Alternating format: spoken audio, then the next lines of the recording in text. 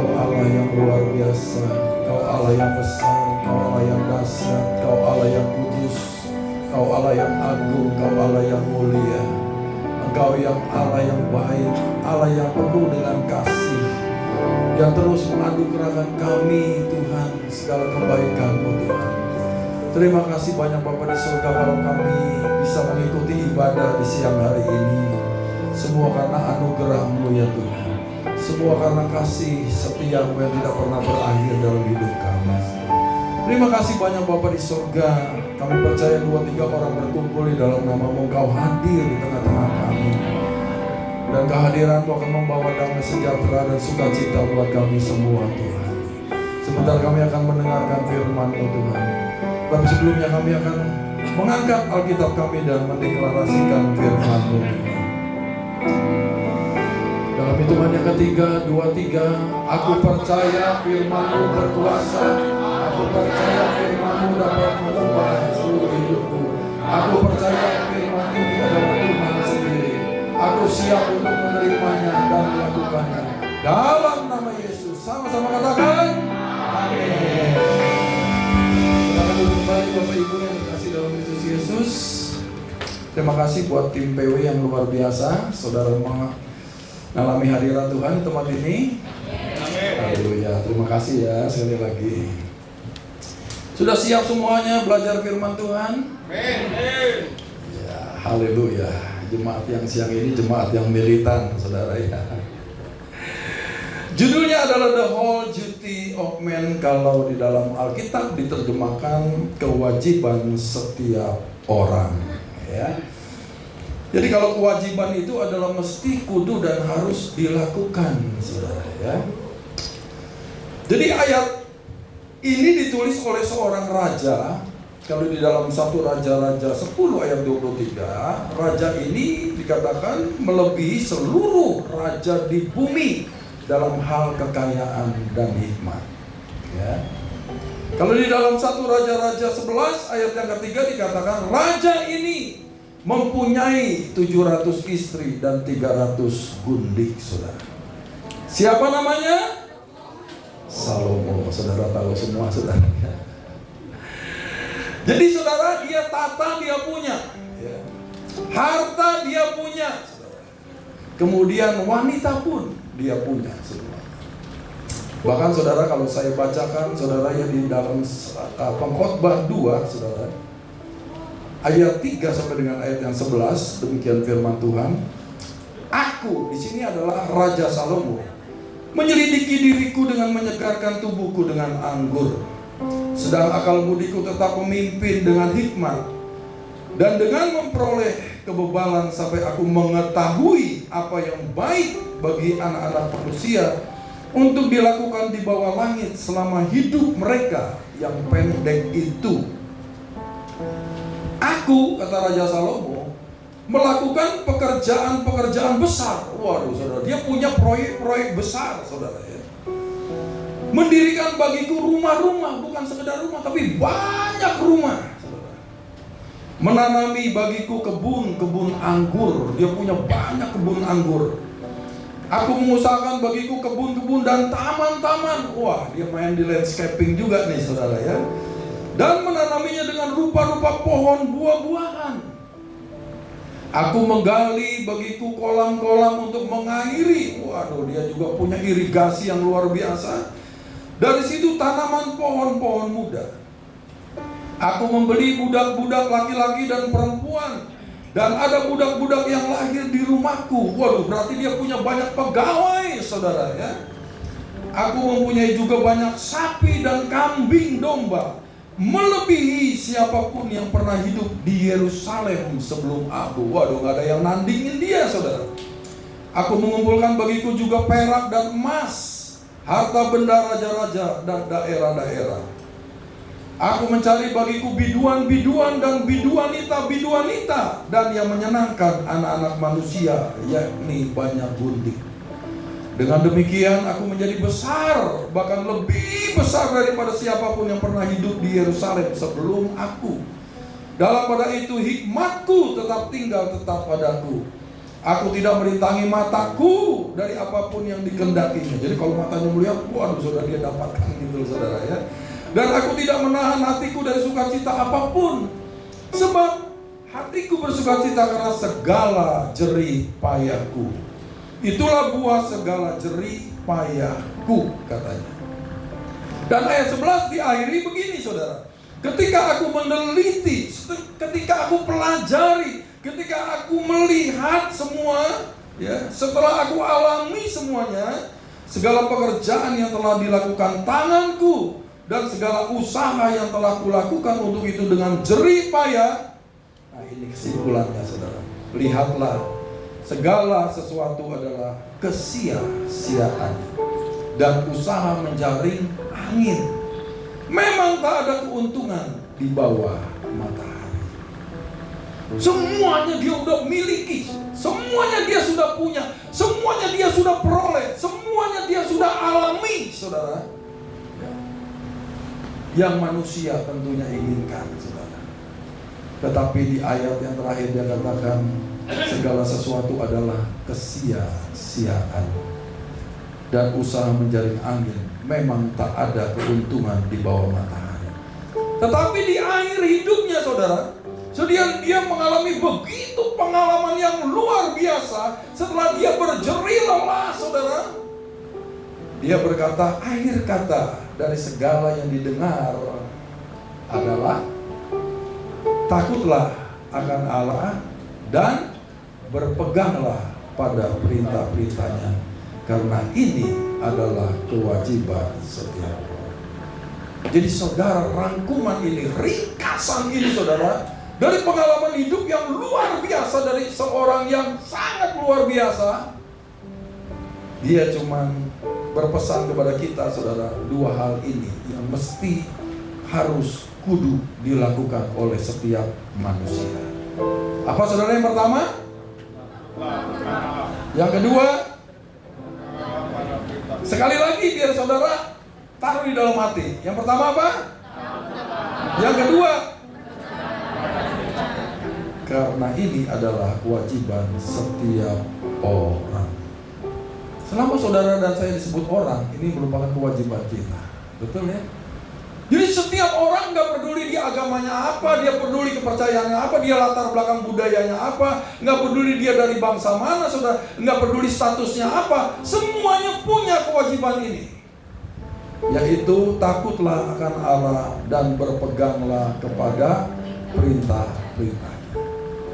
Ya, gampang dihafal saudara ini ya. Dan ini perlu ditaruh saudara, disimpan di dalam hidupmu sampai Tuhan memanggil kita kembali. Haleluya. Karena ini adalah intisari kehidupan manusia.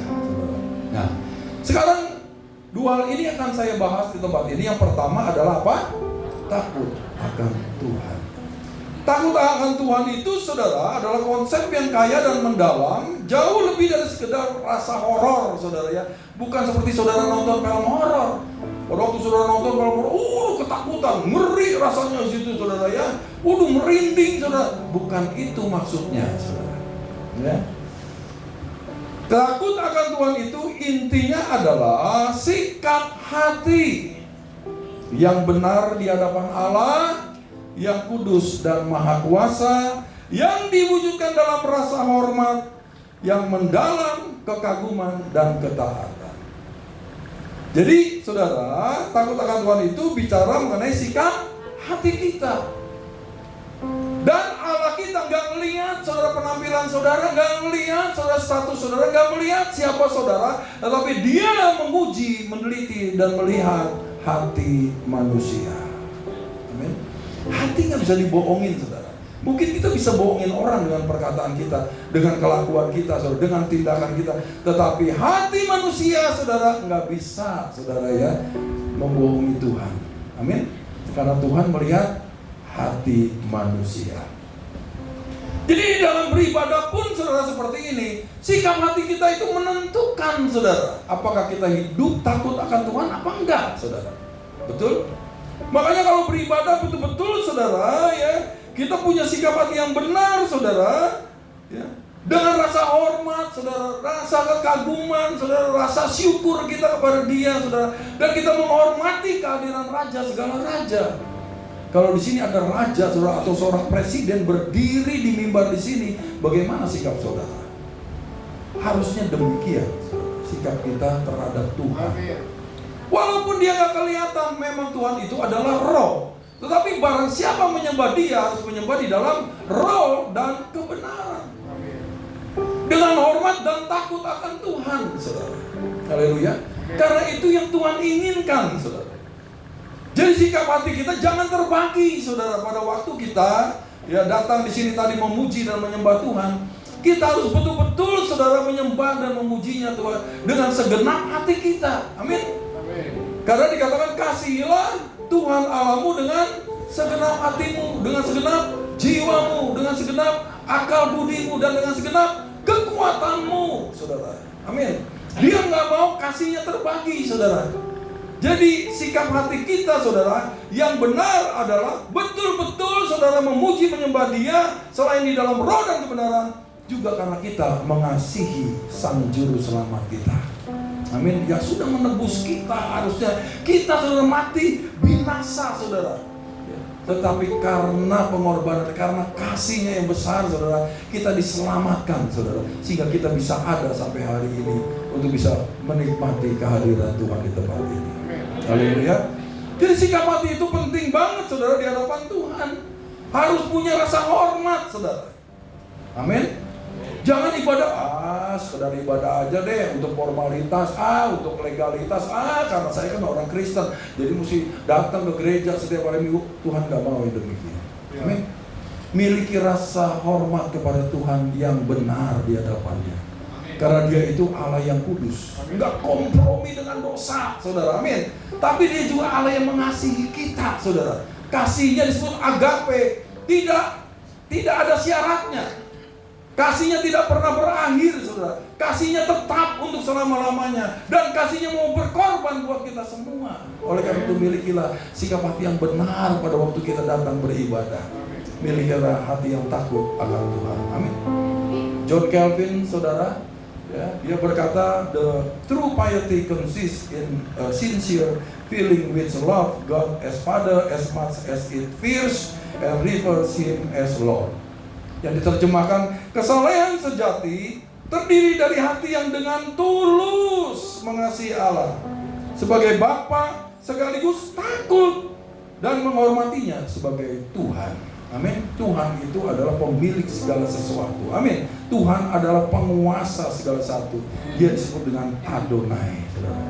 Memang Dia Bapa yang penuh kasih, Bapa yang baik, saudara. Amin. Tetapi dia juga adalah Tuhan yang menghanguskan. Amin. Nah, sekarang kita akan memahami makna takut yang sebenarnya, saudara. Ya. Kata takut dalam bahasa asli Alkitab, bahasa Ibrani adalah yira. Katakan yira. Yunani adalah phobos.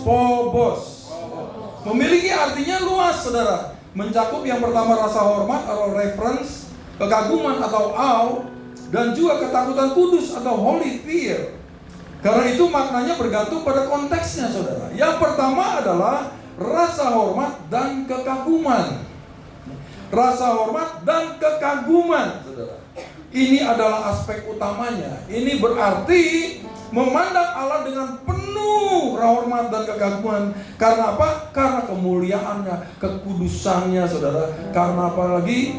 Ya, karena kuasanya yang tak terbatas, saudara. Karena Dia Allah yang maha kuasa. Amin.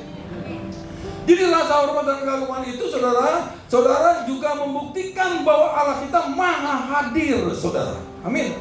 Karena 2-3 orang berkumpul di dalam namanya, Dia memastikan kehadirannya, saudara. Jadi pada waktu kita berkumpul seperti ini, Allah hadir. Walaupun saudara nggak melihat, tapi saudara bisa merasakan hadiratnya. Amin, saudara. Ya. Sama juga, saudara, kalau kita jalan di kuburan misalnya gitu, saudara, nonton film horor, saudara merasakan hadiratnya enggak? Tapi hadiratnya ketakutan, betul ya? Itu kengerian gitu. Tapi kalau hadirat Tuhan membawa damai, sejahtera dan sukacita. Haleluya. Nah, jadi saudara ya, rasa hormat dan kekaguman itu berarti memandang Allah dengan penuh hormat dan kekaguman karena kemuliaan, kekudusan, keagungan dan kuasanya yang tidak terbatas. Amin. Bayangkan saudara sekarang di sini berdiri depan saudara adalah seorang raja besar gitu saudara ya, raja yang jaya dan perkasa saudara, yang adil sekaligus dia juga agung di tempat ini. Ya, Tuhan mau tuh seperti itu. Selain keagungannya, dia juga raja yang adil. Kalau dia adil, dia akan menghakimi dengan benar, saudara. Amin. Ya.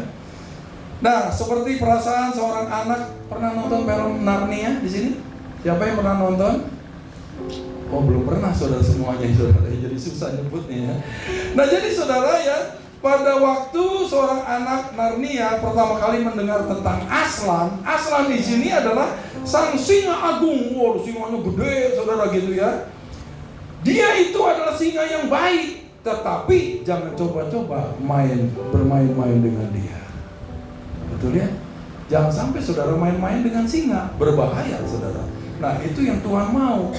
Dia memang Allah yang baik, tapi hati-hati saudara. Dia nggak kompromi dengan yang namanya dosa.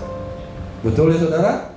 Nah, Mazmur 22 ayat 24 yuk kita baca dengan suara yang kuat sebagai bukti saudara takut akan Tuhan. 2-3. Kamu yang takut akan Tuhan, pujilah Dia. Hai segenap anak cucu Yakub, muliakanlah Dia dan gentarlah terhadap Dia. Hai segenap anak cucu Israel. Bukankah kita juga saudara ya, keturunan daripada Israel, saudara. Israel secara rohani, betul ya saudara ya. Itu ada Jewish, ada Gentile. Kita ini adalah Gentile-nya, saudara. Ya. Nah, yang kedua, saudara, adalah ketakutan kudus. Saudara, makna dari takut akan Tuhan adalah ketakutan kudus atau holy fear. Ini adalah kesadaran dan kekudusan Allah dan sekaligus murkanya terhadap dosa. Jadi bukan yang membuat kita saudara ya lari ketakutan gitu saudara ya, lari pontang-panting atau terbirit-birit pada waktu Tuhan hadir saudara, melainkan ketakutan yang membuat kita sangat berhati-hati untuk tidak melanggar kehendaknya. Amin. Jadi bukti orang yang takut akan Tuhan saudara bukan hanya sekedar hormat saudara dan kagum saudara ya, tetapi juga tidak berani untuk melanggar saudara segala perintahnya. Amin. Karena dia kudus, nggak pernah kompromi dengan dosa saudara. Amin. Ya, bayangkan saudara pada waktu Yesus menanggung dosa dunia saudara, dosa saudara dan saya ditanggung di kayu salib saudara. Maka pada waktu itu Yesus berkata apa? Eloi, Eloi, lama sabachthani. Allahku, Allahku atau Bapakku, Bapakku, mengapa engkau meninggalkan aku? Karena Allah kita tidak pernah kompromi dengan dosa. Sekalipun Yesus saudara di kayu salib, dia menanggung dosa, maka pada waktu itu juga terputus hubungannya dengan Bapaknya. Amin.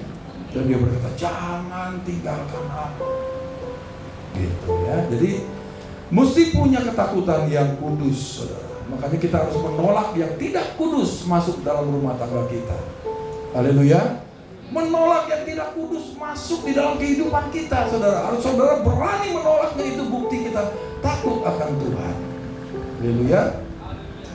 Ibrani 10:31 yuk kita setiap ada ayat Alkitab kita baca ya saudara ya. 2-3. Ngeri benar kalau jatuh ke dalam tangan Allah yang hidup. Jadi karena kita menerima kerajaan yang tidak tergoncangkan, marilah kita mengucap syukur dan beribadah kepada Allah menurut cara yang berkenan kepadanya, dengan hormat dan takut. Sebab Allah kita adalah api yang maha. Amin. Jadi jangan pernah mempermainkan ibadah. Amin. Jikalau kita sudah berkumpul, saudara ya di sini berkumpul di dalam cancel, saudara jangan ada yang mempermainkan ibadah. Saudara harus punya rasa hormat dan takut akan Tuhan. Haleluya. Nah, wujud nyata dari takut akan Tuhan, saudara, yang pertama kita ya, memiliki takut akan Tuhan itu bukan hanya sekedar sikap hati atau perasaan saja, saudara, tetapi harus terlihat dan terwujud dalam tindakan nyata kita, saudara. Ya. Jadi harus ada wujudnya, yaitu tindakan nyata, saudara. Karena takut akan Tuhan yang pertama itu adalah permulaan hikmat dan pengetahuan. Alkitab dengan tegas menyatakan bahwa apa, saudara? Yuk kita baca. Takut akan Tuhan adalah permulaan pengetahuan. Permulaan hikmat adalah takut akan Tuhan. Dan mengenal Yang Maha Kudus adalah pengertian. Jadi saudara, pertama itu dimulai dengan pengetahuan.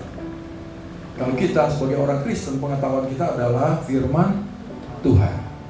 Kemudian meningkat lagi ke pengertian atau understanding, saudara. Dari knowledge berubah information menjadi, saudara ya, understanding atau comprehension, saudara. Nah, itu adalah pengertian adalah, makanya saudara perlu belajar firman. Saudara perlu merenungkan firman supaya bisa mendapatkan understanding atau pengertian. Nah, setelah saudara firman Tuhan yang saudara mengerti, itu akan meningkat menjadi hikmat, saudara. Hikmat adalah, saudara, firman Tuhan yang saudara telah pahami atau mengerti, kemudian saudara aplikasikan di dalam tindakan saudara sehari-hari. Itulah yang disebut dengan hikmat. Hikmat diperlukan untuk menyelesaikan persoalan atau masalah yang kita hadapi sehari-hari. Setuju, katakan amin. Nah, itu dimulai dari takut akan Tuhan, saudara. Supaya dapat hikmat dari Tuhan, dapat hikmat dari sorga, saudara. Dunia bisa, saudara, menyelesaikan, tetapi terbatas. Buktinya ada krisis ekonomi, pakar-pakar cuma bisa ngomong, betul ya? Ahli-ahli hanya bisa ngomong, hanya bisa berteori, saudara. Tetapi kenyataannya tetap terjadi krisis. Kenapa? Karena tidak diselesaikan dengan cara sorga. Kalau cara di bumi udah tidak bisa, kita harus pakai caranya sorga. Setuju, katakan amin? Karena yang di atas lebih tinggi daripada segala yang ada di bumi, saudara. Yang di bumi tidak bisa menyelesaikan persoalan-persoalan manusia. Hanya Tuhan yang pencipta langit dan bumi yang bisa menyelesaikan persoalan-persoalan manusia. Amin, saudara. Nah, itu harus dimulai dari takut akan Tuhan dulu. Sikap menghormati Tuhan, mewujudkannya dalam pengagungan kepada Dia. Amin, saudara. Tanpa hidup takut akan Tuhan, saudara, tidak mungkin saudara bisa beroleh pengetahuan, pengertian, dan hikmat. Amin. Makanya kalau kita punya hati takut akan Tuhan, dimanapun saudara berada, saudara harus tahu bahwa Dia adalah omnipresent, maha hadir. Dia omniscient, saudara, atau omniscient, saudara. Dia maha tahu. Dan Dia adalah omnipotent atau Allah yang maha kuasa. Amin. Orang takut akan Tuhan, saudara, di mana dia bekerja, saudara, dia mesti hidupnya memakai nilai-nilai surga, saudara. Dia harus jujur, walaupun orang lain gak lihat, tapi Tuhan melihat, saudara. Orang lain gak tahu, tapi Tuhan tahu, saudara. Karena Dia Allah yang maha hadir. Nah, itu orang yang takut akan Tuhan. Mau di depan, mau di belakang, harusnya sama. Amin. Itu yang disebut dengan orang yang berintegritas, saudara. Jadi orang yang takut akan Tuhan, pasti dia berintegritas. Amin. Mau di depan orang, mau di belakang orang, tetap sama. Amin, saudara. Jangan di depan beda, di belakang beda, saudara. Itu namanya orang yang munafik, saudara. Orang yang topengnya banyak, yang dasar muka, begitu, saudara. Mukanya ada berapa? 10 kayak gitu, saudara. Ya di sini mukanya begini, sono mukanya lain lagi, sono mukanya beda. Waduh, saudara ya. Nah, itu bukan orang yang takut akan Tuhan seperti itu. Amin. Orang yang takut akan Tuhan selalu mempunyai integritas. Amin. Orang yang berintegritas pasti bisa dipercaya. Kalau saudara bisa dipercaya, berkat akan datang. Amin. Ya. Nah, yang kedua adalah wujud nyata dari takut akan Tuhan itu akan mendorong kepada ketaatan. Kalau saudara takut akan Tuhan, pasti saudara akan taat, saudara. Taat kepada apa? Kepada perintah Tuhan, saudara. Karena Dia adalah Tuhan kita. Yang setuju katakan amin. Kristus adalah Tuhan dan kamu adalah hambanya. Kolose 3 ayat 24. Amin. Kalau Dia adalah Tuhan kita, kita hambanya, maka seorang hamba harus mengikuti seluruh kehendak Tuhannya. Amin. Karena saudara sudah dibeli dan harganya telah lunas, dibayar oleh apa? Darah Yesus. Kalau udah dibeli, udah jadi haknya Tuhan sepenuhnya. Nggak boleh lagi berkata, oh ini kan milik saya. Ini kan punya saya, ini kan hasil kerja keras saya, ini semuanya adalah miliknya Tuhan. Segala sesuatu adalah dari Dia dan oleh Dia dan kepada Dia, dan bagi Dialah kemuliaan sampai selama-lamanya. Jadi takut akan Tuhan itu mendorong kita untuk taat dan hidup sesuai atau selaras dengan perintah-perintahnya. Amin. Ketaatan yang sejati itu lahir bukan karena paksaan. Ya, jadi kalau ketaatan yang sejati bukan karena dipaksa, saudara, bukan karena ditekan, bukan karena diintimidasi, tetapi dari hati yang mengasihi dan menghormati Allah. Tuhan ingin tuh taat kita karena kita hormat dan mengasihi Tuhan. Amin. Bukan karena paksaan, bukan karena ketakutan, saudara. Ya, amin. Yuk kita baca lagi Ulangan 6 ayat 2, 3. Supaya seumur hidupmu engkau dan anak cucumu takut akan Tuhan dan berpegang pada segala ketetapan dan perintahnya yang kusampaikan kepadamu, dan supaya lanjut umurmu. Jadi pada waktu kita taat, saudara, ya, melakukan ketetapan dan perintahnya, maka umur kita akan lanjut. Siapa yang mau lanjut umurnya di sini? Ada yang mau singkat aja umurnya? Itu yang banyak utang kali, saudara, yang banyak persoalan hidup, saudara, yang begitu ya. Tetapi saudara, Tuhan mau kita dipakai lebih lama untuk mempermuliakan nama Tuhan. Dia mau pakai kita lebih lama, saudara, untuk menjadi saksinya di bumi ini. Amin. Dia mau pakai kita lebih lama untuk bisa memberikan buah bagi orang-orang, saudara. Hidup kita bisa menjadi jawaban buat banyak orang. Intinya adalah takut akan Tuhan. Itu akan mendorong ketaatan, saudara, ya. Nah, wujud daripada takut akan Tuhan adalah membenci kejahatan, saudara. Jadi saudara, orang yang membenci segala perbuatan-perbuatan jahat, ngomongan-ngomongan jahat, perasaan-perasaan yang jahat, saudara, pikiran-pikiran yang jahat, itu adalah orang yang takut akan Tuhan. Seseorang yang takut akan Tuhan akan menjauhi dirinya dari kejahatan, saudara. Ya. Jadi walaupun orang lain gak tahu, saudara, tetapi saudara punya hati yang takut akan Tuhan yang maha hadir, maha tahu, maha mendengar, maha melihat, maha kuasa, saudara, saudara pasti akan menjauhkan diri dari kejahatan. Amin. Amsal 8 ayat 13, yuk kita baca lagi dengan suara yang kuat. 2, 3. Takut akan Tuhan ialah membenci kejahatan. Aku benci kepada kesombongan, kecongkakan, tingkah laku yang jahat, dan mulut penuh tipu muslihat. Makanya mulut jangan penuh muslihat, saudara. Mulut itu ya harus tidak boleh berbohong, tidak boleh berdusta, saudara. Tidak boleh bergosip, tidak boleh memfitnah orang, tidak boleh sumpah serapah. Setuju katakan? Mulut itu pakai, saudara, ya, dikatakan biarlah perkataanmu itu bisa membangun, bisa menasehati, bisa memberikan semangat, bisa menghibur. Itu yang Tuhan mau, saudara. Jangan mengucapkan kata-kata kosong, saudara. Ya, di sini. Kalau saudara membenci kejahatan, saudara nggak mungkin memperkatakan hal yang terus sia-sia, saudara. Karena setiap perkataan sia-sia yang keluar dari mulutmu, kata Tuhan, akan diperhitungkan pada hari penghakiman. Sebab dengan ucapanmu engkau akan dibenarkan, dan dengan ucapanmu pula engkau akan dihukum. Amin. Allah kita adil. Kalau benar ya diberikan reward, saudara. Kalau salah akan diberikan punishment, saudara. Seperti itu. Amin. Jauhi segala kejahatan, saudara. Di dalam pekerjaan, jauhi, saudara, korupsi, saudara, jauhi segala hal-hal, saudara, yang tidak sesuai dengan nilai-nilai kerajaan, saudara. Amin. Biar di tempat pekerjaan, saudara, bisa jujur, bisa rajin, bisa setia, bisa mengembangkan tempat di mana saudara bekerja, saudara. Bisa katakan amin.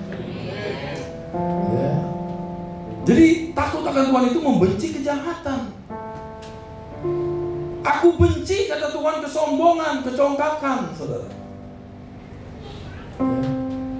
Pak Ju waktu di doa fajar dia berkata begini, jangan sombong kalau dipanggil sebagai orang kaya atau konglomerat. Jangan sombong kalau dipanggil sebagai orang pintar, orang cerdas, orang berhikmat. Jangan sombong kalau jadi orang cakep atau ganteng katanya. Jangan sombong kalau dipanggil hamba Tuhan, pendeta atau gembala. Karena semua kita akan dipanggil Tuhan. Nah itu. Jadi ingat, jangan sombong. Semua akan dipanggil Tuhan. Amin. Karena orang yang sombong, orang yang congkak itu akan hancur. Orang yang tinggi hati akan direndahkan. Orang yang sombong congkak akan dihukum oleh Tuhan. Amin. Dijauhi saudara. Karena segala sesuatu itu yang kita miliki saat ini bukan milik kita, tetapi miliknya Tuhan. Biarlah segala hormat, pujian, kemuliaan, keagungan hanya bagi Tuhan. Haleluya. Ya, berikan tepuk tangan saudara, tanda hormat dan saudara kalau memberi rasa hormat kepada Tuhan harus tepukannya yang gitu dong saudara. Ayo berikan hormat kepada Tuhan. Kasih yang terbaik. Amin. Gitu. Ya. Kalau kita hormat saudara sama Tuhan, kita menjauhi kejahatan, maka kita tidak akan melakukan hal-hal yang menyakiti hati Tuhan. Ya. Bayangkan kalau saudara punya seorang kekasih yang saudara cintai, saudara pasti nggak akan melukai hatinya. Amin. Kecuali cintanya udah hilang, gitu ya. Gitu. Itu jadi I hate you gitu. Wah, itu bahaya saudara. Tetapi biarlah cinta kita selamanya untuk Tuhan, saudara. Amin. Yang keempat adalah landasan ibadah ternyata. Makna daripada takut akan Tuhan itu adalah fondasi atau dasar dari ibadah yang sesungguhnya, saudara. Jadi di dalam perjanjian baru, takut akan Tuhan itu menjadi landasan bagi ibadah yang berkenan kepada Tuhan, yang dilakukan dengan hormat dan takut, saudara. Kita baca dulu ya, Ibrani 12 ayat 28, 23. Jadi karena kita menerima kerajaan yang tidak tergoncangkan, marilah kita mengucap syukur dan beribadah kepada Allah menurut cara yang berkenan kepadanya dengan. Jadi ibadah saudara yaitu ya yang berkenan kepada Tuhan harus disertai dengan hormat dan takut akan Tuhan. Ya, hormat dan takut akan Tuhan. Takut akan Tuhan tadi apa? Sikap hati yang benar di hadapan Allah kita. Amin. Jadi saudara di sini ya, jadi jemaat mula-mula itu hidup dalam takut akan Tuhan dan mengalami pertumbuhan serta penghiburan dari Roh Kudus. Jadi saudara, rahasia untuk bisa bertumbuh ternyata salah satunya di sini dikatakan adalah takut akan Tuhan. Kalau jemaat di WTC Cirebon takut akan Tuhan, maka gereja ini akan mengalami pertumbuhan. Amin. Ayo semuanya takut akan Tuhan. Berikan kehormatan buat Tuhan. Berikan yang terbaik buat Tuhan. Amin. Mau jemaat di sini bertumbuh? Amin. Saya sih senang kalau melihat jemaat di sini bertumbuh, saudara. Amin. Ya. Karena itu bukti bahwa saudara mengasihi Tuhan dan mengenal Tuhan. Haleluya. Jadi kita bisa belajar di sini, saudara. Ternyata takut akan Tuhan itu adalah landasan atau fondasi ibadah yang sesungguhnya. Jadi kalau ibadah disertai rasa takut akan Tuhan, gereja ini pasti bertumbuh. Amin. Singkatnya, takut akan Tuhan dalam Alkitab adalah sikap hidup yang seimbang. Semua itu dalam hidup harus ada keseimbangan. Betul? Seimbang itu adalah kunci daripada kehidupan, saudara. Ya. Nah, di satu sisi kita sangat hormat dan kagum kepada Allah kita yang penuh kasih dan pengampunan. Tetapi di sisi yang lain kita juga harus sadar dengan kekudusan Tuhan yang tidak pernah bisa berkompromi dengan yang namanya dosa. Amin. Kalau saudara saat ini dosa, saudara ya, saudara masih diberikan kasih karunia oleh Tuhan. 1 Yohanes 1 ayat 9. Jikalau kamu mengaku dosamu, maka Allah adalah setia dan adil. Dia akan mengampuni segala kesalahanmu ya, dan menyucikan kamu dari segala kejahatan. Masih ada saudara ya, kesempatan untuk bertobat. Amin. Nah, akibat takut akan Tuhan, waduh, orang yang takut akan Tuhan, saudara, banyak rewardnya saudara di sini. Yang pertama, Tuhan akan menunjukkan jalan yang harus dipilih. Pada waktu saudara nggak tahu jalan yang harus dipilih, Tuhan akan menunjukkan jalannya, sehingga saudara tidak salah memilih jalan. Amin. Yang kedua, saudara, Tuhan bergaul karib dan memberitahukan perjanjiannya. Jadi orang yang takut akan Tuhan itu, saudara, orang yang bergaul karib, saudara, dengan Tuhan akan diberitahukan perjanjiannya. Jadi sebelum terjadi sesuatu, saudara udah dikasih tahu duluan. Sebelum saudara musnah, saudara, dunia dimusnahkan oleh Tuhan dengan air bah, sudah diberitahukan dulu perjanjiannya kepada siapa? Nuh. Betul. Sebelum Sodom dan Gomora di bumi hanguskan, sudah diberitahu dulu kepada Abraham. Betul ya? Dan selanjutnya, saudara, seperti itu. Nggak apa-apa, saudara, hangat suasananya ya. Jadi sekali-sekali dong. Masa mau dingin terus gitu ya? Dingin atau panas, saudara, tetap memuji. Amin. Nah, nyala lagi, saudara. Makanya tepuk tangan biar nyala terus, saudara. Yang ketiga, akibat takut akan Tuhan, mata Tuhan tertuju kepadanya. Kalau Tuhan tertuju kepada kita, saudara, Dia akan tahu, saudara, dan akan membela dan menolong kita. Amin. Yang keempat, dikatakan akibat takut akan Tuhan, malaikat Tuhan berkemah di sekelilingnya dan meluputkannya. Saudara akan mendapatkan perlindungan ilahi kalau saudara takut akan Tuhan, saudara. Ya. Hidupnya tidak berkekurangan alias berkecukupan, saudara. Amin. Saudara nggak akan meminta-minta, saudara, kepada orang, tetapi orang itu sendiri akan memberi kepada kita. Haleluya. Ya. Disayang Bapak, ini penting, saudara. Kalau udah disayang Bapak, saudara, enak nggak kalau anak disayang bapaknya? Apa yang anaknya butuhkan pasti bapaknya akan kasih, saudara. Selama bapaknya punya. Nah, Bapak kita punya semuanya. Setuju, katakan amin. Kemudian mendapatkan hikmat dan akal budi. Saudara bisa menyelesaikan persoalan masalah yang terjadi dalam hidup saudara, bahkan mengambil keputusan yang luar biasa. Jikalau saudara takut akan Tuhan, saudara akan punya hikmat daripada Tuhan. Berbahagia hidupnya. Siapa yang gak mau berbahagia? Semua orang ingin berbahagia, tapi syaratnya apa? Takut akan Tuhan. Tuhan menjadi penolong dan perisai baginya. Dilindungi, saudara. Bukan hanya dari yang jahat, saudara. Saudara dilindungi dari penipuan, dilindungi dari bahaya, dilindungi dari orang-orang yang berniat jahat, saudara. Amin. Hidupnya diberkati, panjang umurnya, diberikan ketenteraman dan perlindungan. Dan yang terakhir, diganjar dengan apa? Kekayaan, kehormatan, dan berikan tepuk tangan dong. Tadi itu takut akan Tuhan. Sekarang yang kedua, perintahnya yang harus dilakukan oleh setiap orang adalah berpeganglah kepada perintah-perintahnya. Saya berharap pulang, saudara, ditanya apa sih kewajiban setiap manusia. Yang pertama, yang kedua, udah itu doang. Dari orang yang punya harta, tata, wanita, dan seluruh kegemilangan dunia, cuma dua ini, saudara, nasihatnya. Ya, dan ringkasan dari pengalaman hidupnya, saudara. Ya. Dalam konteks Alkitab, perintah untuk berpegang pada perintah-perintahnya adalah kelanjutan logis dari takut akan Tuhan. Jadi setelah takut akan Tuhan, yang kedua harus dilakukan adalah berpeganglah pada perintah-perintahnya. Nggak boleh saudara takut akan Tuhan doang, tapi nggak berpegang pada perintah-perintahnya. Amin. Jadi saudara cuma ngeroh doang hidupnya bisa, saudara. Nah, kalau saudara berpegang hanya pada perintah-perintahnya, tapi nggak takut akan Tuhan, jadi ahli Taurat dan orang Farisi. Saudara akan jadi orang agamawi, betul ya? Dan hidupnya pasti nggak berkenan di hadapan Tuhan. Jadi dua-dua ini harus ada. Ya. Jangan ngerot terus, lama-lama jadi flaky, saudara. Banyak yang flaky. Banyak, wah, saya lihat ini, gitu, tapi nggak terjadi, saudara. Dia mau buatkan, akan terjadi, nggak terjadi juga, saudara, kayak gitu. Ya. Begitu.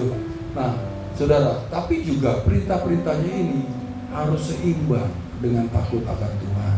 Haleluya.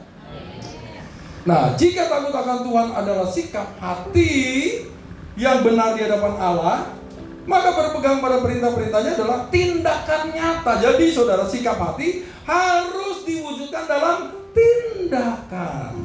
Amin. Iman tanpa perbuatan adalah mati. Seperti roh tubuh tanpa roh adalah mati. Demikian juga iman tanpa perbuatan adalah mati. Jadi sikap hati takut akan Tuhan harus ada tindakan nyatanya, yaitu berpegang kepada perintah-perintahnya. Secara sederhana ini berarti menaati, memelihara, dan melakukan dengan setia segala apa yang telah diperintahkan Allah dalam firman-Nya dengan segenap hati tanpa kompromi. Amin. Ya. Oswald Chambers, dia berkata, the best measure of a spiritual life is not its ecstasies but its obedience. Ukuran terbaik dari kehidupan rohani bukanlah pengalaman-pengalaman luar biasa, melainkan punya pengalaman-pengalaman luar biasa seperti orang-orang Israel di Mesir waktu keluar dari Mesir. Dia melihat 10 tulah yang luar biasa dahsyatnya, melihat demonstrasi kuasa sorga turun, saudara, melihat batu karang sudah bisa keluar air, betul ya? Tempat yang pahit, saudara, dilemparin tongkat langsung jadi air yang bisa diminum. Tetapi mereka semua mati, semua di padang gurun. Betul? Karena apa? Karena tidak taat. Amin. Jadi jangan terpukau, saudara, dengan orang-orang yang punya, saudara, ya, pengalaman-pengalaman yang dahsyat, saudara. Betul? Enggak menjamin semua itu, ya, dalam hidup saudara. Amin. Dan jangan, saudara, ya, malah akhirnya menuhankan orang tersebut, saudara, atau mengkultuskan orang tersebut, tapi akhirnya saudara tidak taat dengan firman. Itu juga sia-sia, saudara. Amin. Ya. Jadi ingat, saudara, jangan mengejar mujizat, kejar ketaatan kepada firman Tuhan. Itu yang paling penting. Karena kita udah berkata, saudara, ya, aku menyembuhkan orang sakit demi namamu, aku mengusir setan demi namamu, aku berbuat demi namamu, aku melakukan mujizat-mujizat demi namamu. Tetapi Tuhan Yesus berkata apa? Aku tidak kenal kamu, hai kamu semua pembuat kejahatan, hai kamu yang tidak melakukan kehendak Bapa. Amin. Jadi yang terpenting adalah melakukan kehendak Bapa. Amin. Maka berpegang kepada perintah-perintahnya itu adalah hal yang terpenting buat kita. Amin.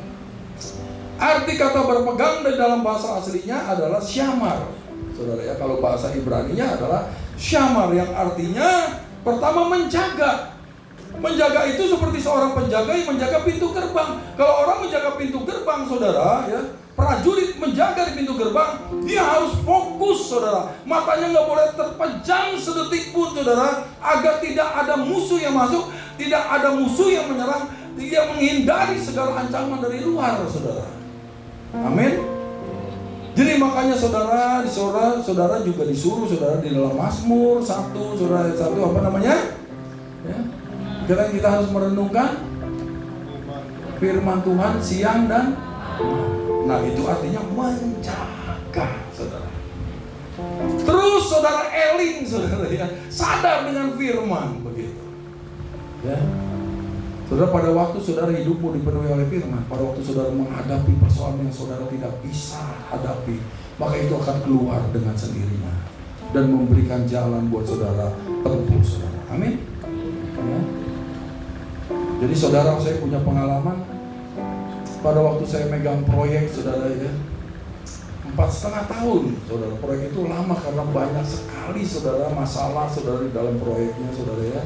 Waktu itu saya ditugaskan untuk membangun jalan dan jembatan, saudara, ya. Nah, saudara, jalan dan jembatan itu dibangun dengan waktu yang singkat, saudara. Tetapi jalan sepanjang 43 km itu jalan baru, saudara, ya. Jadi itu motong tebing, saudara, ya, itu nimbun lembah, saudara, gitu. Ya.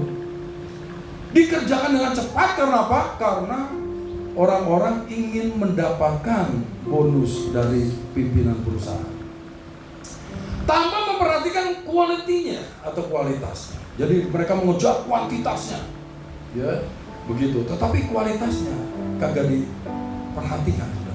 Akhirnya setelah proyek itu selesai, saya ditugaskan untuk memimpin pelaksanaan pemeliharaan jalan itu, saudara. Waduh, saya nangis, saudara, di situ. Karena apa? Jalan itu banyak yang longsor akhirnya. Banyak yang pecah, saudara. Kenapa? Karena mereka hanya mengejar kuantitasnya saja, tapi kualitasnya nggak diperhatikan. Waduh saudara, pada suatu hari saudara, itu kalau jalan udah longsor saudara, namanya di banyak bukit di sana, itu bisa sampai 45 meter saudara itu. Jadi kalau sampai longsor saudara, itu terputus saudara dari Sumbar dan Riau, itu jalan satu-satunya jalan nasional di situ. Jadi bisa langsung masuk di surat kabar saudara. Ya, muka saya bisa terpampang di televisi saudara kayak begitu. Waduh, saya udah gak kuat saudara. Ya, karena waktu itu harus dikerjakan saudara seperti orang sedang berperang gitu. Semua dilipatkan saudara, dari trailer saudara begitu ya, yang ngangkut alat berat saudara, bulldozer, ekskavator saudara ya, terus pemadat jalan, vibrator, semua saudara harus disiapkan segera. Begitu. Mereka bekerja luar biasa begitu ya, siang dan malam supaya tidak putus jalan itu.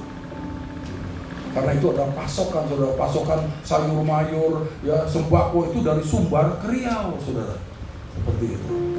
Nah akhirnya di suatu waktu saya nggak tahan. Karena apa? Karena saudara ditugaskan di situ juga, saudara dari bos saya saudara, mereka juga tidak bisa mendukung proyek ini. Malah saudara, mereka terlibat korupsi. Waduh, akhirnya saudara saya pikir, udah saya siapin semua barang-barang saya. Malam itu saya putuskan untuk berangkat aja pulang deh. Udah berhenti aja kerja deh. Udah stres, bukan main saudara ya.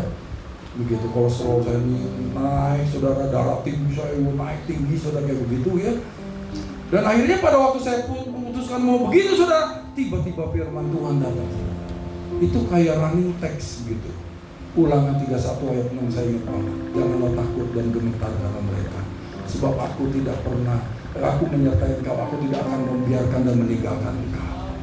Waduh saudara, firman itu keluar saudara, terus begitu saudara, itu menguatkan saya. Udah, nggak jadi, saya lepas lagi ransel saya bertanggung jawab, saya selesaikan proyek itu. Nah itu saudara, ya artinya saudara menjaga. Kalau saudara menjaga firman itu, tetap berpegang kepada perintah-perintahnya, maka firman itu akan memberikan kekuatan kepada saudara untuk terus bisa berjalan di dalam kebenaran. Haleluya. Yang kedua adalah memelihara. Memelihara itu seperti seorang gembala yang memelihara dombanya. Kalau dombanya sakit, diobati. Kalau dombanya lapar, dikasih makan. Dombanya haus, dikasih minum. Amin. Ada serangan yang datang, maka dia harus melindunginya. Jadi sama dengan firman Tuhan, harus betul-betul diprotek saudara. Amin. Firman Tuhan itu dipelihara terus, bertumbuh saudara, berakar, bertumbuh sampai bisa menghasilkan buah saudara. Kalau saudara udah menghasilkan buah, saudara memiliki karakter Kristus. Dan buah saudara akan dinikmati oleh orang banyak. Hidup saudara menjadi jawaban dan berkat bagi orang lain. Amin. Yang ketiga adalah melindungi, artinya adalah agar tidak rusak atau hilang. Jangan sampai terkolap firman itu dalam hidupmu. Makanya saudara, karena firman itu adalah kompas yang menentukan arah kehidupan kita, sehingga kita bisa berjalan menuju tujuan yang sudah Tuhan tetapkan. Amin. Makanya harus dilindungi firman itu. Amin. Jangan sampai dirusak saudara, karena saudara keinginan-keinginan atau nafsu sesaat dalam hidup kita. Haleluya. Nah, jadi berpegang itu berarti memegang erat-erat, saudara, pegang erat-erat.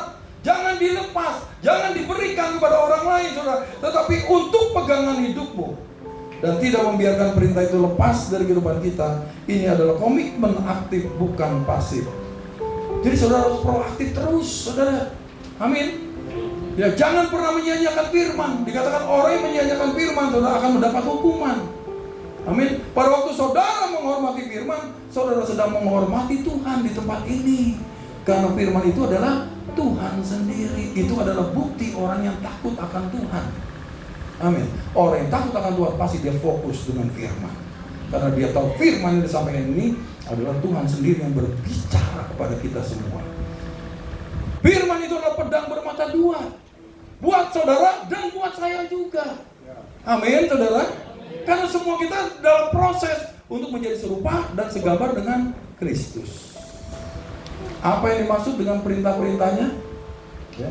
Dalam perjanjian lama itu perintah Tuhan jelas, ada 10 perintah Tuhan, ada hukum Taurat. Betul ya saudara? Tetapi di dalam perjanjian baru, Yesus merangkum, mengintisarikan saudara dengan hukum kasih. Amin. Yang pertama apa? Kasihilah Tuhan Allahmu dengan segenap hatimu, dengan segenap jiwamu, dengan segenap akal budimu, dan dengan segenap kekuatan. Yang kedua adalah kasihilah sesamamu manusia seperti dirimu sendiri. Jadi kalau saudara mengasihi, ada kasih dalam hidupmu, kita nggak mungkin saudara ya menyembah berhala, betul. Kita nggak mungkin menyebut nama Tuhan dengan sia-sia. Kita nggak mungkin membunuh, nggak mungkin memperkosa, nggak mungkin berzina, nggak mungkin mencuri, nggak mungkin berdosa, karena kita kasih, saudara. Kalau saudara sedang mengasihi orang yang saudara kasih, nggak mungkin saudara akan menyakiti hatinya. Haleluya. Maka semua itu terangkum, saudara. Kitab Taurat dan para nabi terangkum dalam satu hukum itu. Amin. Hukum yang terutama. Jadi yang dimaksud dengan perintah-perintahnya adalah segala firman dan kehendak Allah yang tertulis dalam Alkitab, yang bertujuan untuk membimbing kita menjalani hidup yang benar dan berkenan kepadanya. Jadi perintah-perintah itu saudara untuk kebaikan kita, bukan untuk Tuhan. Amin. Untuk kebaikan kita, saudara, ya. Makanya perintah-perintahnya itu harus kita lakukan karena untuk kita, saudara. Haleluya. Alasan kita berpegang pada perintahnya adalah yang pertama adalah bukti bahwa saudara dan saya mengenal Allah. Jadi kalau kita mengenal Allah, pasti kita akan taat kepada perintah-perintahnya. Kita akan berpegang pada perintah-perintahnya. Yuk kita baca dengan suara yang kuat. 2, 3.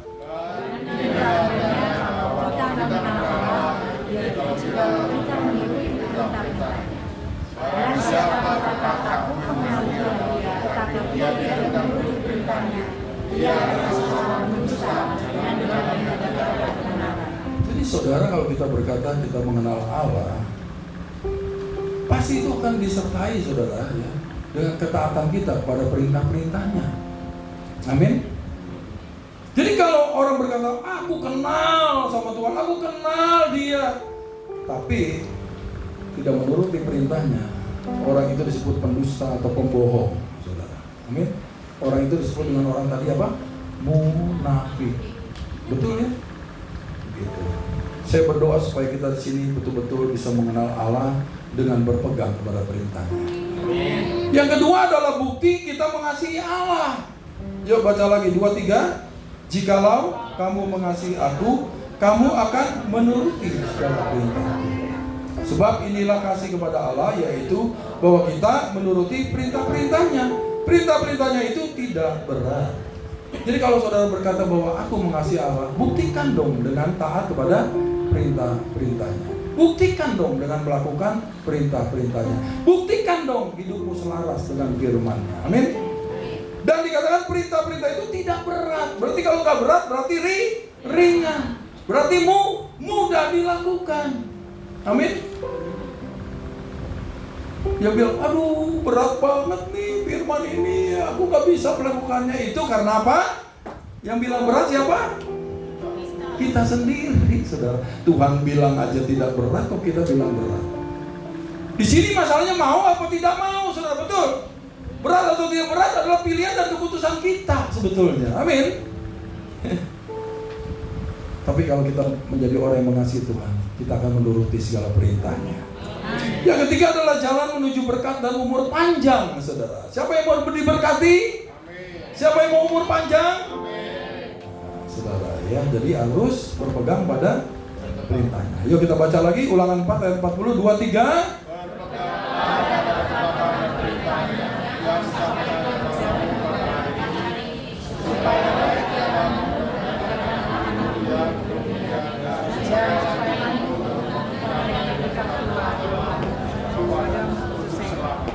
Ini adalah perintah, saudara. Kalau perintah mah mesti harus kudu dilaksanakan. Tapi pada waktu dia memberikan perintah, dia juga memberikan upahnya, saudara. Selalu, saudara. Kalau kamu begini, kamu akan begini. Betul ya? Itu selalu, saudara. Nah, upahnya adalah apa? Supaya baik keadaanmu dan keadaan anak-anakmu yang kemudian, termasuk cucu kita, cicit kita, buyut kita gitu.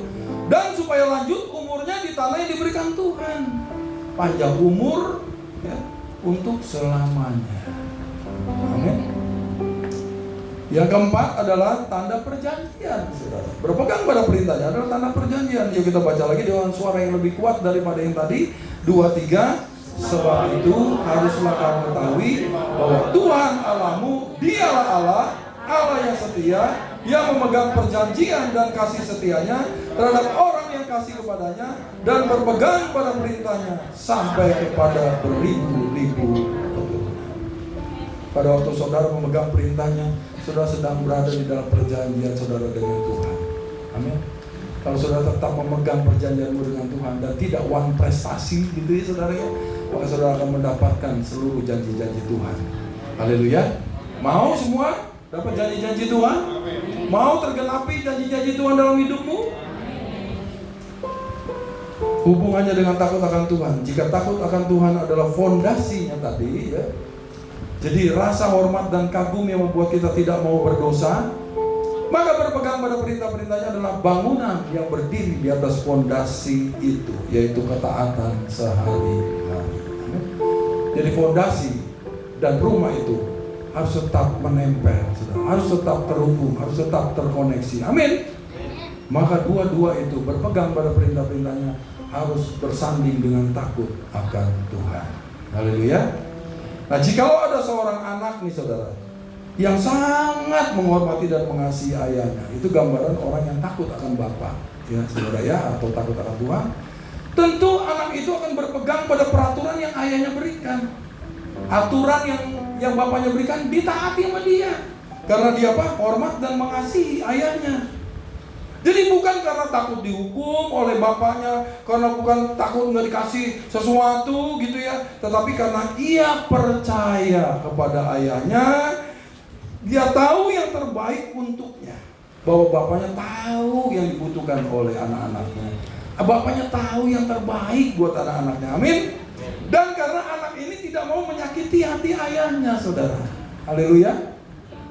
Karena anak ini mengasihi bapaknya. Tuhan mau kita seperti itu. Akibat berpegang pada perintah-perintahnya yang terakhir, saudara ya, Keluaran 19 ayat 5 menjadi harta kesayangan Tuhan sendiri dari antara segala bangsa.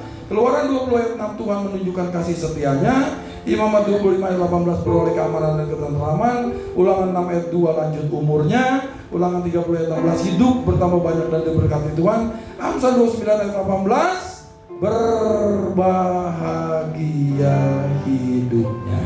Amin. Jadi berpegang pada perintah-perintahnya berarti menjadikan firman Allah sebagai panduan hidup sehari-hari, menaatinya dengan sukacita karena kasih, dan menjaganya agar tidak pernah luntur dari kehidupan kita. Ini adalah bukti nyata bahwa kita benar-benar takut akan Tuhan dan mengasihi Dia. Amin. Jadi dari semuanya ini saudara, yang dirangkum saudara oleh raja terbesar sepanjang abad saudara, maka yang pertama adalah apa? Yang pertama adalah takutlah akan Allah. Yang kedua apa? Berpeganglah. Dan ini adalah kewajiban kita semua. Amin. Mari kita bangkit berdiri. Kita akhiri ibadah kita. Aku mengasihi Engkau Yesus. Digil. Yuk singer, pemusik, well.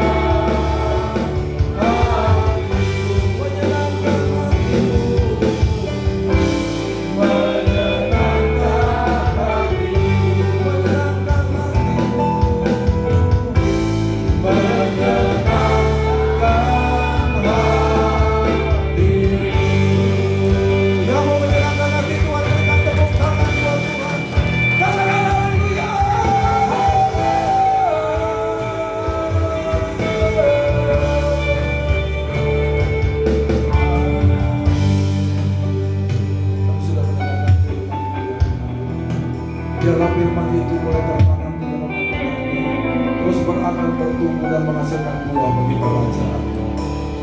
Sehingga hidup kami bukan hanya menyenangkan hatimu, tapi juga terus mempermuliakan nama-Mu. Terima kasih banyak Bapa di sorga. Biarlah Kau menjadikan kami semua, terutama jemaat-Mu yang ada di WTC Cilegon ini, bukan hanya pendengar firman, tapi menjadi pelaku firman yang hidupnya takut akan Tuhan dan terus berpegang kepada perintah-perintah-Mu. Terima kasih banyak Bapa di sorga. Sebelum kami berpisah satu dengan yang lain, kami mau mengangkat kedua belah tangan kami. Kami mau terima berkat daripada Tuhan. Pulanglah, Tuhan memberkati dan melindungi engkau. Tuhan menyinari engkau dengan wajahnya dan memberi engkau kasih karunia. Tuhan menghadapkan wajahnya kepadamu dan memberi engkau damai sejahtera. Biarlah anugerah dari Allah Bapa yang berlimpah-limpah di dalam cinta kasih yang sempurna Tuhan Yesus Kristus, Sang Juru Selamat kita,